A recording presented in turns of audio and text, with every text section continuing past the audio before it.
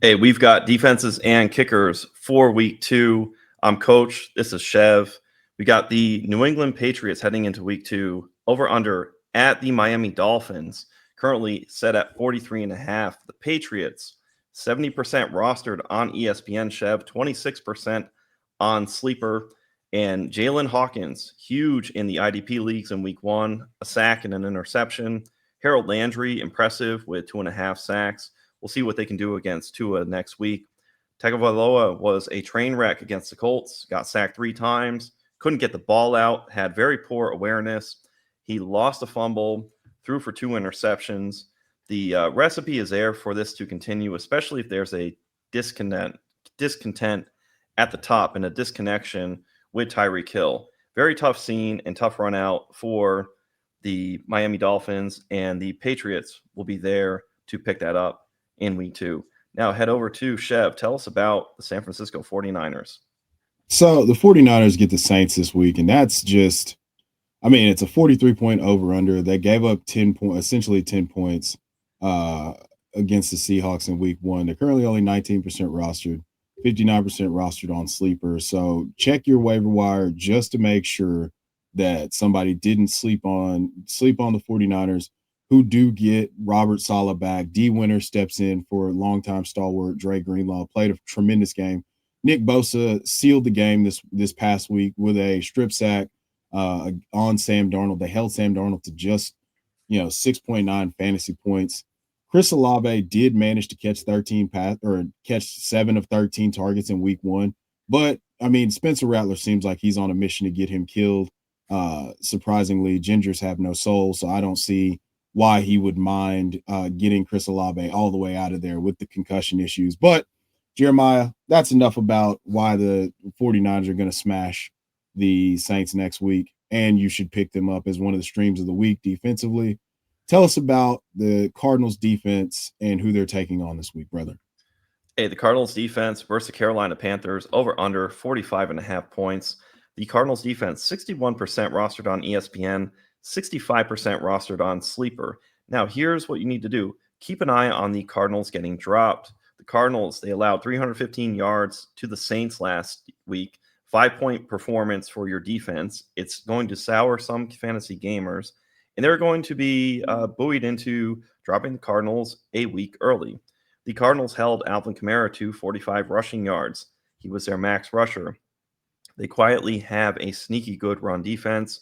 My prediction, the Cardinals forced Bryce Young to throw. Bryce completed 51% of his passes against the Jaguars. He threw for 2 interceptions and lost a fumble.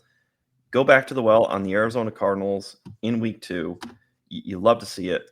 Chev, give me the Rams defense at the Titans. Let us know. So the disgusting part about all this is that I have to recommend a DST stream against my favorite team.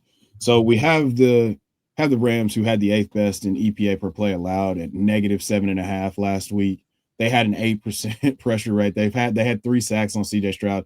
Now they get rookie Cam Ward in his home debut, and I don't think it's going to go any different because that Rams front is so diabolical between Byron Young and Kobe Bryant and Jared Verse, the rookie of the year. I don't know how I could forget him. So they're only 7.2% roster on ESPN, 27% rostered on Sleeper. I mean, Cam Ward was out there making the throws, but his teammates gave him no help. The offensive line gave him absolutely no help. And so I personally think that there's going to be a little bit more of the same from an execution standpoint. So that makes the Rams one of my favorite plays of the week, with this current over under set at 40. The scoring line set at 42.5. So yeah, tell me why, please, we should be hyper targeting the Green Bay Packers defense against Cleveland Browns this week, brother. So the Cleveland Browns, this is actually a look ahead to week 3. This week, they get the Washington Commanders. So what you're going to see is people will drop because of the fear of Jaden Daniels for the Green Bay Packers. What you ought to do, if you can, do not drop the Green Bay Packers. If you should bench them, find another defense that we're recommending to stream in week 2, but do not dump the Green Bay Packers from your squads. Keep them and have them thrive, because the look ahead is towards week 3. The Cleveland Browns, they go to Cleveland, and it's already been a dumpster fire. And they could barely score the 16 points, the Cleveland Browns, against the Cincinnati Bengals. That's a very tough scene. Micah Parsons is going to absolutely eat, and the Green Bay Packers are setting up to be a weekly fantasy defense that you want. So don't just give that back into the waiver wire. Short benches, I know it's going to be a challenge, but it's going to be tough, and you got to stay fit. And here's a word from the Podfather on how to stay fit. Earlier this year, I tore my rotator cuff, I had surgery, it was a mess. They said, oh, it's going to be a year of rehab. And I said, okay. I found an app, Fitbod, which lets me plan my workouts, keep the strength of my lower body, but work on strength and conditioning and flexibility of my shoulder. And man, I so wish I had found it earlier. It plans your workouts every day, how many reps, what time of day, even gives you indicators of where your recovery of your muscles is at throughout the week. It has been an invaluable tool. It's something I credit with my recovery. Working out had always been a mystery to me before. Now with Fitbod, that mystery has been solved. Go to fitbod.me. Fitbod.me and use code PLAYER. Use code PLAYER to get 25% off. That is fitbod.me. fitbod.me/player to get your body to where you want it to be. And we're trying to stay fit with our defenses and our kickers.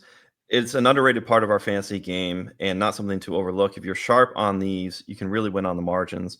Tell us, Chev, about Evan McPherson of the Cincinnati Bengals going up against the Jaguars in week 2.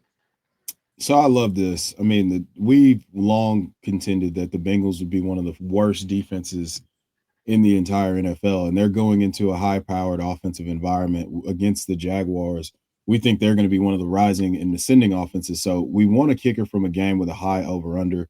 He did only just have the one field goal, but this is a guy that's been one of the most reliable and has one of the most powerful legs. So if for some reason there's either a lot of extra points or the offense stalls out in the red zone and they've got to kick field goals. He only kicked one field goal this week. That team was stuck kind of in the mud, but with this 50.5-point over under, I think that Evan McPherson is, currently only 16% rostered on ESPN, 58% on Sleeper. I think that he's going to be one of the guys that you need to have your eyes on for week 2. He was one of my last round picks. I normally go in with an illegal lineup, but in this case, I want Evan McPherson on my team. He's the discount version of Justin Tucker with the long field goals and the reliability. So, yeah, Evan McPherson at a 50-point over-under, 50.5-point over-under game against the Jaguars. Give me that. Now, tell us about your kicker that you're excited about. And we don't have to leave the arena. It will be Cam Little for the Jacksonville Jaguars. You had spoken to the 50.5-point over-under. You want both sides of this game. Now, this is going to be a tougher get, but Little is 75% rostered on Sleeper, but on ESPN, which is thought of to be more casual, 54% rostership. So you have an opportunity to get Little into week 2. Little accounted for 14 of the 26 Jaguars points versus the Panthers in week 1. Trevor Lawrence struggled in week 1, so if we get some stalled drives, expect Little to convert. He was 27 of 29 on field goals last year. Just a simple player, easy, simple, nice. If you have him on your team, keep him. If you see him on your waiver wire, he's worth the investment. Next up, Chev, tell us about Kaimi Fairbairn. Kaimi Fairbairn. Oh man, this is such an interesting deal because Kaimi Fairbairn currently 39% rostered on ESPN, 42% rostered on Sleeper. He was 4th in standard scoring last year. Now, did the Texans get off to a rough draw versus the Rams last week? Absolutely. But we're in line for a bounce back game.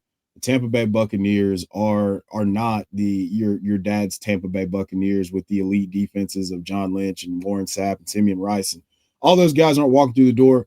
This is a game that has a chance to shoot out. The last time that Kaimi Fairbairn played the last time CJ Stroud played the Tampa Bay Buccaneers, he set a career high in passing yards and passing touchdowns. So I think that Kyamie Fairbairn has a chance. Again, we're looking for these teams that have a little bit higher over-unders. This doesn't necessarily qualify, but he hit 3 field goals last week against the Rams. So if their offense stalls out in the red zone, if Nick Chubb can't punch it into the end zone, I think that this is going to be another heavy game for Kyamie Fairbairn. So why don't you give us the rundown on Mr. Younghoe Koo versus the Minnesota Vikings?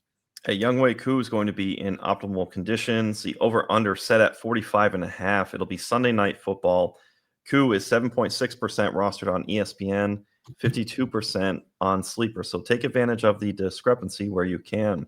Koo missed that 44-yard field goal to send it into overtime. We were going to get the perfect draw. And of course, Drake London got hurt. I don't want to get into it. I just hope he's okay. But don't let that stick with you into week 2. These dome conditions in Minnesota, they're perfect. Should Drake London miss some time, there could be some stalled drives and a chance at some of those 40 and 50-yard field goals in perfect indoor environment. So there's volatility with the lesser rostered Koo, but his weekly environment is so set up perfectly that if you are streaming, Younghoe Koo is the direction that you want to go. Now, Chev, we went against your team, the Titans, for defensive purposes. But tell us why, looking ahead into next week, into week 3, why is it smart to be on the lookout next week for Joey Sly, home versus the Colts? Hitting the bolo alert for Joey Sly doesn't feel good, especially if you watch the Titans play. We're not a team that gives you a lot of confidence that we're going to score a whole bunch. But Joey Sly can basically, once he gets past the 45-yard line, he is absolute money. Colts defense hasn't been exposed yet, and the Broncos and Bo Nix put up plenty of points and provided every opportunity for points in week. They're going to have every opportunity to score points in week 2.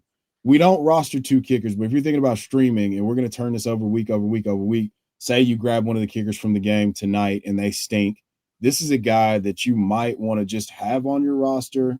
You know, Joey Sly has been reliable in all of his stops. He's played for like 7 teams at this point.